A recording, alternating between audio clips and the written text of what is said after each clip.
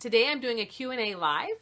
I get a lot of questions sent to me via email or even in person, and so I've decided I'm going to start answering them on YouTube. One of the questions I get over and over and over and over is something to the effect of, I'm stuck, I ran out of ideas, my book is only 3 chapters long and I don't know what to write next, or I finished my first chapter and I love it, but I'm stuck. What do I write next?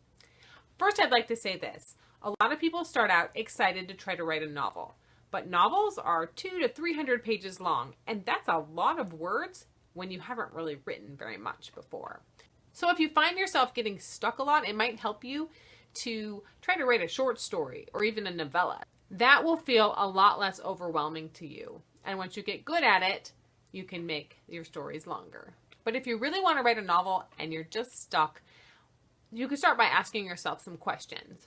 First of all, who is my main character? Maybe you know. I hope you know, but some people don't. Some people have a cast of characters, and that's okay. But even if you think of stories like Harry Potter, Harry was the main character.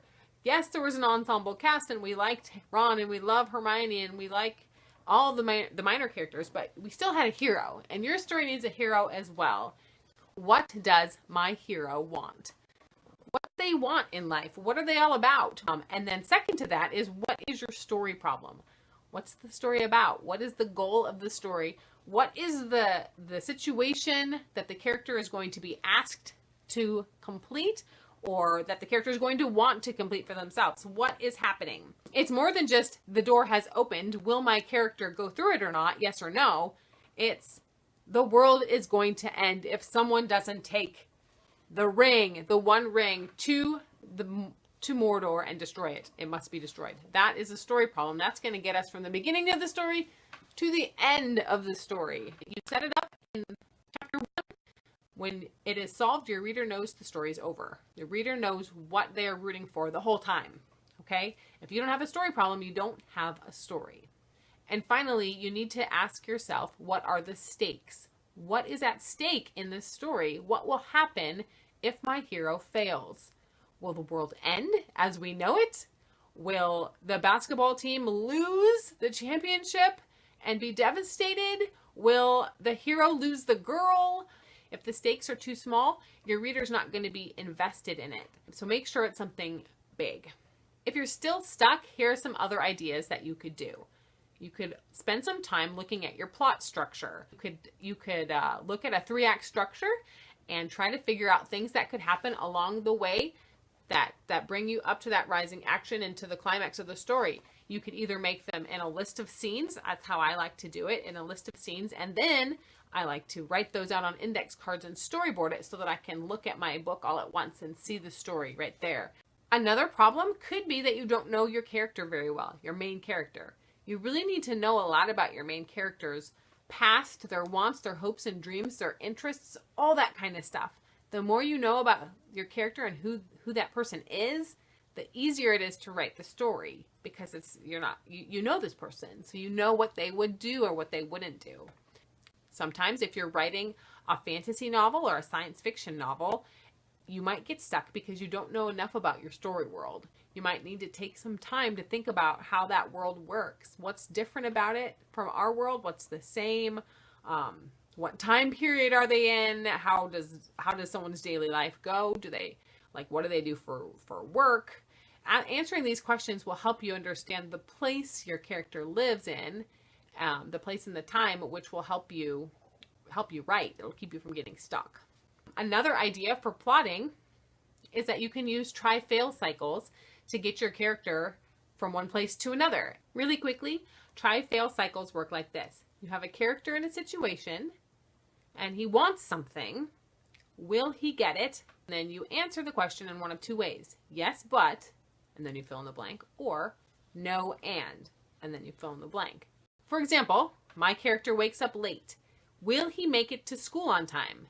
Yes, but he misses the bus and has to hitchhike to school, which is totally scary, right?